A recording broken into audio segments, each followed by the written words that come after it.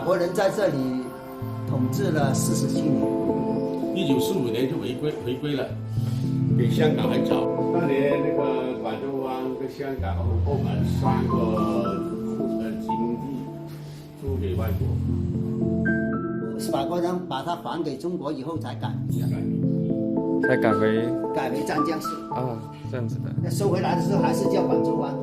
走法国人，45年日本人投降还给法国人，法国人说我不要了，他也没有地了，他给。这画是以前的画还是？油画，这是以前瓷坎清朝时候的那个码头，它现在都还存在吗？都还存在。广州湾呢，主要是要跟英国的香港竞争，他也把广州湾批为了无关税的自由贸易港。广州湾最兴旺的一个时期呢，就是二战。二战呢，日本人把中国沿海的所有口岸都占领了。由于广州湾是法国的租借地，它是法国的租借地，所以日本人呢就不占领这个港口从而这个港口呢变成了二战中中国进出口物资的一个重要的口岸。当时中国的抗日物资海上的80%是在广州湾这个港口进出的，它是中国重要的海上通道，以那个滇缅公路，陆上通道滇缅公路，空中通道驼峰航线齐名了。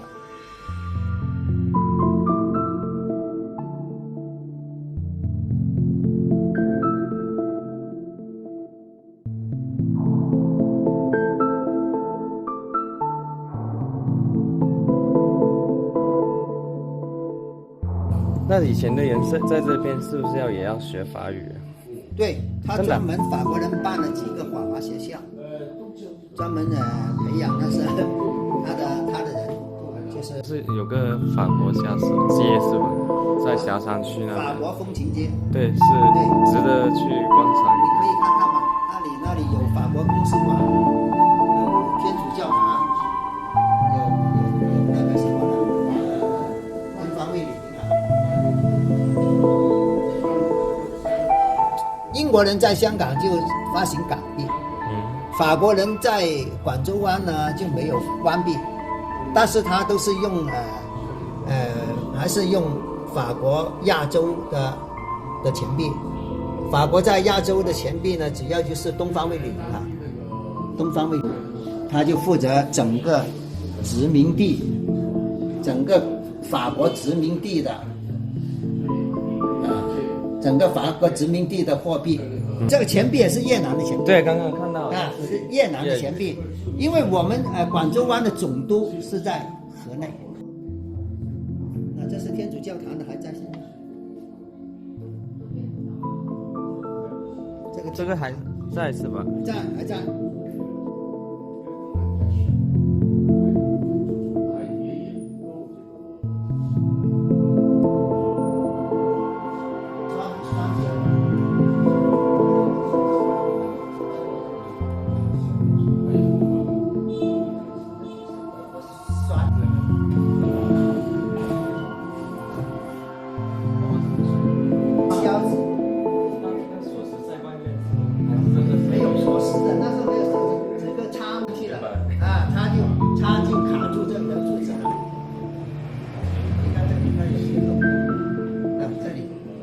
这里还有一个，就看不了。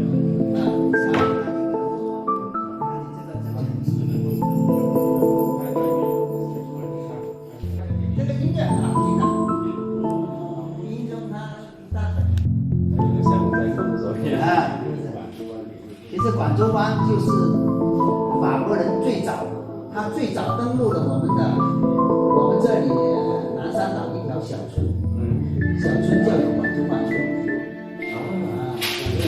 当时这个地方没有地名，他们租的时候没有地名，就说哎呀，以我们最早登陆的地方，那条村的名字就叫广州湾吧。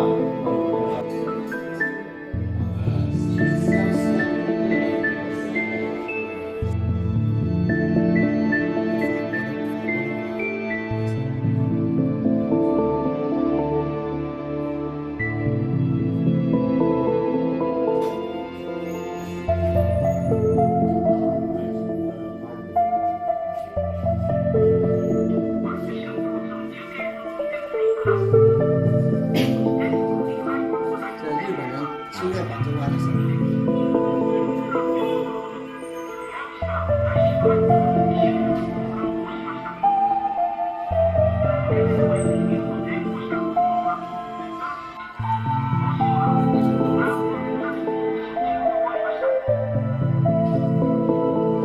这是霞山，沙山广州湾西营，这是车卡，是这里吧？是吧？对对这样这样。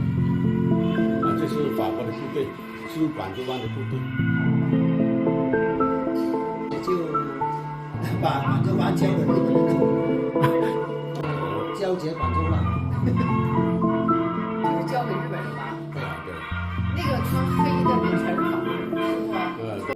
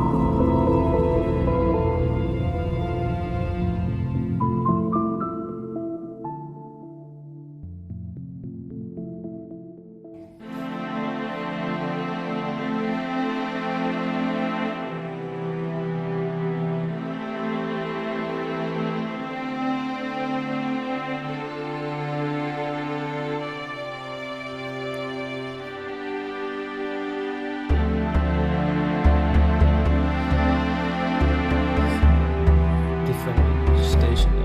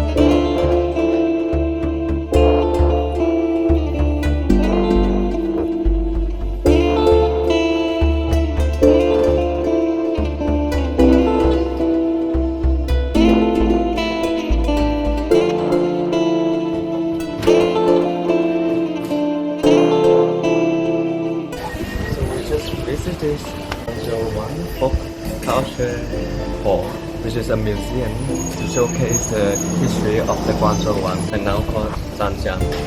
And the trustee he has a really nice tour, and I think that's really lovely of him. And I never thought about they have so much history. It's nicer to know this. Really thank you for this, and we're going to explore the old pier a little bit now.